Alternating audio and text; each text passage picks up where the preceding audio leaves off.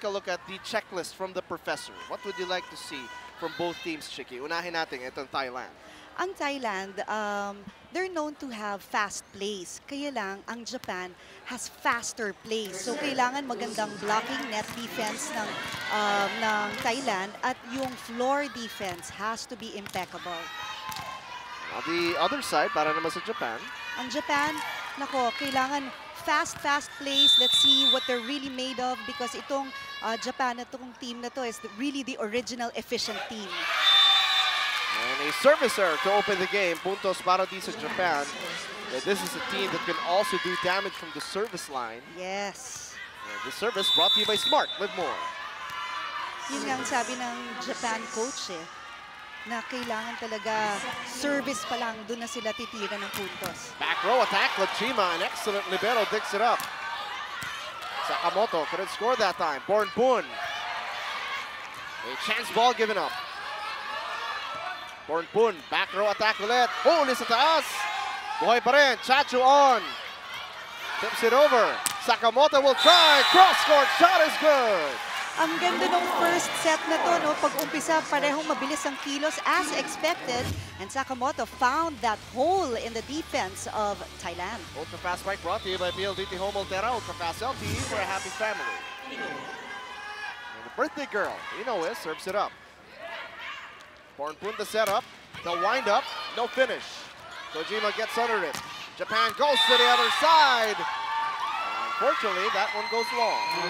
That was a good decision there by the Thailand team, just letting that ball roll. And on deck to serve is the very talented, very smart Bornpun para dito sa Thailand. Chance to equalize. And she serves up an ace. But you know, ang galing din naman ang habol ng Japan, no? Kahit na ba off yung reception ni Birthday Girl, talagang the libero still tried to save that ball. Pag-usapan lang natin sandali yung balance nito si Bornpun. 25 out of the 26 excellent sets in their last game. That's an amazing figure. And the blocking, like you mentioned. Yan ang kailangan talaga ng Thailand because mabilis ang plays ng Japan. Look at this again. And this block brought to you by Smart. Live more. Bornpun magsaserve ulit para di sa Thailand. Sakamoto, gagawa ng paraan. Off speed, dug up by Bornpun. They go to number 8. Excellent dig by Japan.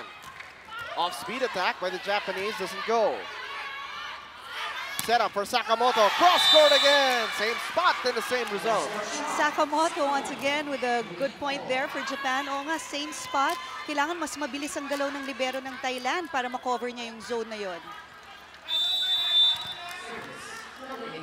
And Kodama on the service line, brought to you by Smart. Live more.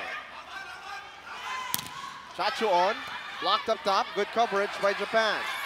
Sakamoto ulit, this side, goes to the other side and puts it down. Grabe itong si Sakamoto. After a cross-court hit, she figured, hey, baka mahuli na ako. Kaya dinown the line naman niya this time around. Such a talented hitter to see Sakamoto. As Kodama is back on deck to serve. Sends it to the Thai libero. Uy, hindi pa solid yung hit, pero pumasok pa rin. Medyo nagulat yata ang Japan team dun sa easy over na yun kaya hindi sila prepared for that. Look at it again. Oh, yung pagka-spike kasi, it was just hitting the tip of the fingers. May pektus pa ng konti. Oo. Tawagin natin. Combination play, Sakamoto will score. Sakamoto, no? On a roll siya. Hot na hot siya ngayon for Japan. One of the crowd favorites. Actually, unfortunately, it's a service error. Actually, nakita ko na yun kasi when she lifted that ball, it wasn't high enough and the serving arm fell below the shoulder level. Kaya talagang sa net ang bagsak ng bola. All tied up, 5 points apiece. Dito sa set number 1. Running play doesn't go. Bibigay nila ulit kay Sakamoto pero naabangan na ni Jaraspor. The chase down and the chance ball. throw attack. Buhay pa rin. Let's see what play Japan will run. Sakamoto couldn't find the opening there. And the point will go to Japan because of the double hit. Grabe, na-notice ko talagang start pa lang, ang bilis na ng pace ng dalawang teams na to. Nakakaaliw panoorin sila. Double touch violation gives Japan that point. This service brought to you by Smart. Live more. Nanaka Sakamoto serves it up. Oh, excellent chase down. But another chance ball given up. Inoue couldn't put the hammer down. Edge support, dug up by Kojima. Here's the setup, the windup, and the finish. What an angled hit there by Inoue. Talagang iniwasan niya yung blockers at nung pag-iwas niya ng blockers, pinahirapan pa niya yung pag-land ng bola sa floor. Look at this. Look at that, the hang time and the bang time. Ultra fast spike brought to you by PLDT Home Ultra. Ultra fast LTE for a happy family. Sakamoto still on deck to serve. Paradies Japan. Edge support. Pinadaan sa blocker, pero di maka-score. Inoue over the defense, but goes out of bounds. Puntos ulit para sa Japan, and they will take the lead. Heading into the first technical timeout, up by 3.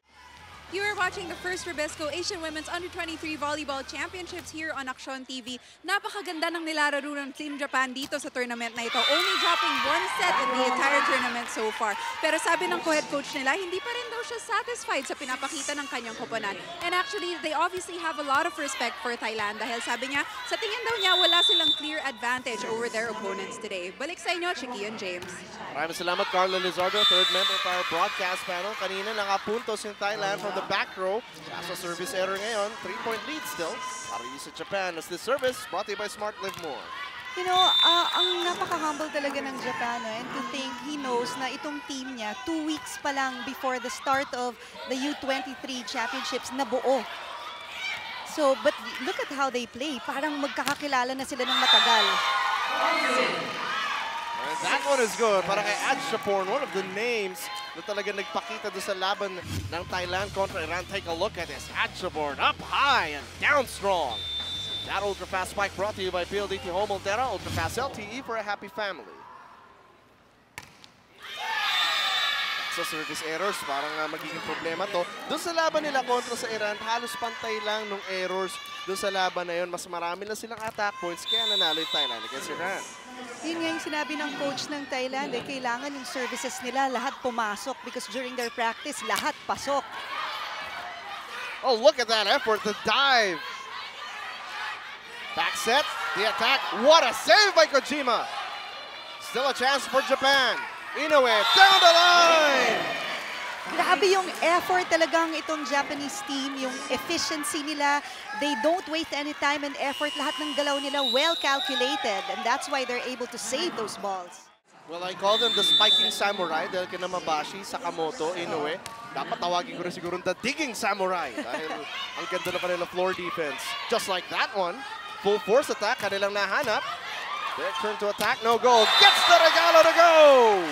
Grabe dito, no? Pagka-regalo talagang hampas sa sahig ang bola. Kodama, a baby-faced assassin, killing that volleyball. Ultra fast spike brought to you by PLDT Home Ultra. Ultra fast LTE for a happy family. Quick play, doesn't work. Puntos ulit para sa Japan now with a huge advantage, 13-7. That was a good try. Talagang first option, if you have a good first ball, quick agad dapat ang play. This service is brought to you by Smart. Live more. Pornpoon creates for Adshapon. Napabagal na net yung bola. Pagkakataon para sa Japan. Pornpoon digs it up. They go back to Chachuon. Yeah, there was a net infraction from the Japanese team. Paulit-ulit natin sinasabi, Chiqui, dito sa tournament na ito, the net is live. Yes, parang may kuryente yan. Pag tinamaan mo, ano agad yan, violation. And on deck to serve is Hataya. Para sa Thailand. Sends it to Sakamoto. Off-speed attack, dug up by Thailand. Quick play. Hinabol ni Kojima. Mabashi from the other side. Unfortunately, out of bounds. Yeah, yung bola niya kulang sa wrist action yun eh. Pag may wrist action, merong top spin, kaya bababa yung bola. Still on deck to serve is Hataya. Para di sa Thailand, it is 9 serving 13 in set number 1. Sends it to Mabashi. Higane back set. Pornpoon, quick play. Kojima still there. Chance ball given up. And Kojima is winning some fans here with her floor defense. But look at that attack at the finish mula sa Thailand. That was a good down-the-line hit by Thailand's Ajaporn, if I'm not mistaken. Talagang zone 1 ang kailangan ni target, mahirap yun i-cover. That's Chacho on that time. Oh, there you go. Kita mo naman, nakaharap muna siya dito, pero pumihit sa ere, Chiki. Oh, and it takes a lot of practice, training to be able to do that. Yun na naman, service error na naman ng Thailand. They have to stop the service errors. Otherwise, Japan's really just gonna eat up on the lead. Nakakapalo naman sila, Chiki. Nakakaserve din. Kailangan lang mabawasan nila yung mga ganong errors. Correct.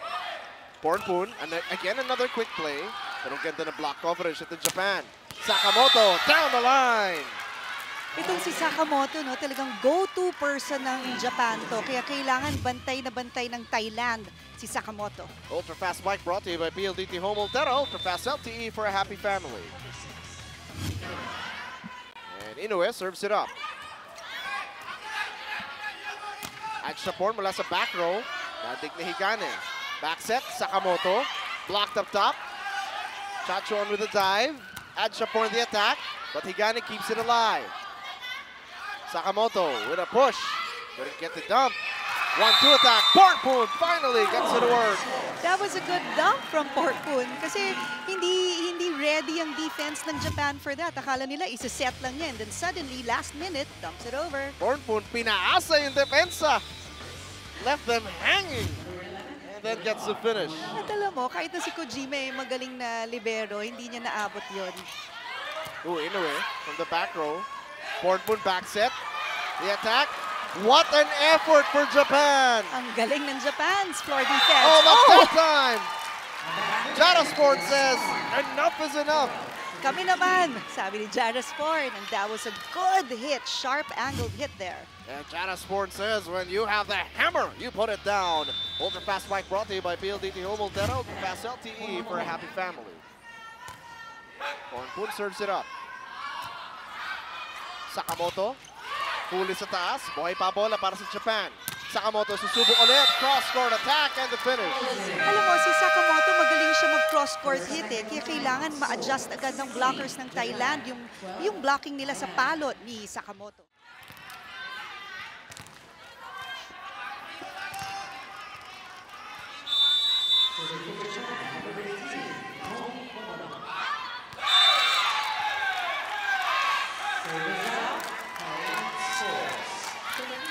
And it is a three-point advantage para di sa Japan. Thailand scoring on that one. Service brought to you by Smart. Live more.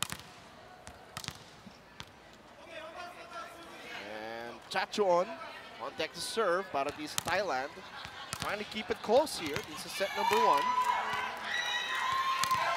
Like we have always talked about that the Thailand the queens.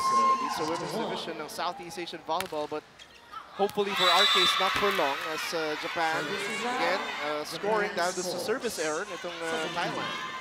Alam mo, parang sunod-sunod na yung service errors ng Thailand. They really have to put a stop on that. Medyo kontrolin lang nila because it's long eh. Mas mahirap i-control pag short. Lifting violation there, called on Pornpoon. She tried to save that over-receive na bola. Tatawag muna ng timeout dito. Thailand, because Japan is up 18-13. Timeout brought to you by Rubisco, making delightful moments possible every day. And Japan now looking to cruise and take set number 1. They're up 18-13 kontra dito sa Thailand. This again, this is a team with very powerful outside hitters. Ito namang Thailand. Nakita natin yung diskarte ni Pornpoon. Talagang iba't iba yung kanya nabibigyan. Sina Atchapon nabibigyan niya. Chachuon nabibigyan niya. Jaraspon nabibigyan niya. As the service is brought to you by Smart. Live more. Higane. will go to Sakamoto with a booming kill. Alam mo, dapat i-man-to-man na nila si Sakamoto because she's the only one putting in the score for Japan at this moment. Take a look at this ultra-fast spike brought to you by PLDT Home Ultera Ultra-Fast LTE for a happy family. Late pa yung blockers ng Thailand during that hit of Sakamoto. Combination play for Adshapon. Finally, no, ang Thailand figures out a way to stop the scoring of Japan. Ganun talaga James. Pagka maganda yung first ball mo, i-ano mo na, take advantage and have those combination plays. Spawn serves it up. Sakamoto again, but attack not over. Alam mo, pag laging ibinibigay kay Sakamoto, mapapagod to Kailangan i-distribute yung sets to the other hitters, especially number 10 who's in the middle. Dito sa Japan, si Miura. Service number 16, Bundesliga, Japan. They send it to Kojima. Back set, running attack is good. Through the block, 20 to 15. Usually, running attacks really work Magandang, magandang diskarte. Service number 16. A 5-point lead para sa Japan as you take a look at their assistant coach. It's at the head coach rather. Talagang pinapakita niya sa area kaninong player papadala yung service. Correct. Zone 1 ang sinabi niya. At papunta nga naman din yung bola na net nga na. 16 to 20. So actively, coaching at the sidelines. This is sa mga diskarte na nakikita natin in international play. Number 8. The service is brought to you by Smart. Live more. Tsaka alam mo, merong mga earpieces itong mga coaches, lalo na itong coach ng Japan. So maybe one of the coaches is sitting in the bleachers and, taking a look at really what's going on in the place. Inoue, pinatapli sa blocker. Ponpon chases after it. Good dig at the back row. Inoue ulit, and she puts it down. Yeah, now Inoue is bringing in the points. Kailangan talaga iba-iba ang bigyan ng set dito sa koponan ng Japan. And bringing the pain, ultra-fast spike brought to you by PLDT Home Ultera Ultra-Fast LTE for a happy family. 11 out, 12, Sinine. Tama in Inoue. Lethal combination. You add their setter Higane, of course Kaori Mabashi. You have a very potent Japanese offensive. Lamang sila dito, 21, serving 16. Just 4 points to get set number 1. Service number 11, Miko Namba. So dito sa Thailand, pinalitan muna si Ponpon. And yung dig sobra goes out of bounds, puntos, para dito sa Thailand. And right now, the setter of Thailand is Parinya. And so far, maganda yung play na ginawa niya agad. Score agad for Thailand. Game captain number 18, Kongyo Adshapon. Serving. Inoue will try off the blocker, and she gets the finish. Linesman said the ball was outside. 22 to 17. So, babalik sa service line. Again, pinapakita niya. Zone 5. Higane. At dun nga, dinala yung bola, zone 5. What a block there by Kodama. Still doesn't go. Chachon, huli sa taas, but goes out of bounds. Thailand score. Blockers were there. They tried to do a Japan's wall. Kaya lang masyado malakas yung bola na off the block tuloy. Hataya on deck to serve ngayon para din sa Thailand. Number 7. Ayaw pa nilang humabol. Just 18. Serving 22. Oh! They serve up an ace. Sobrang inside yun. Ang nangyari doon sa tingin ko, somebody said outside. Kaya walang humabol sa bola. Nandun pa naman sa area si Kaori Mabashi. Yes. Service. Tingnan natin kung ano kaya pang pakawalan ng Thailand at this point. Now our first set. Play para dito kay Mabashi. Catches the defense snapping and scores. A combination play like that, pero yung hitter, mabagal yung bola, off speed, targeted zone 6. Smart move. Service number 6, Arif Inoue. 23 to serve 19. Back row attack. Adshapon couldn't score. Sakamoto off speed. Good dig by the Thai libero. Back set. Excellent coverage by Inoue. Sakamoto ulit. Tumupi pa sa ere. Chachuon. Kojima was there. Chachuon, drop ball, and gets it a go. Ang ganda naman ng ginawa talaga ng Thailand. First, it was a sharp angled hit, but Tajima was there. Look at this replay. She goes up for that hit. This time, in-off speed na niya. Drop ball kasi hindi nag-work yung sharp hit niya, yung strong hits niya. Pababa na yung blockers. Yes, ang ganda ng Nag-decision timing. siya. Yeah, good timing. Good call, Ponpon. Ponpon on deck to serve.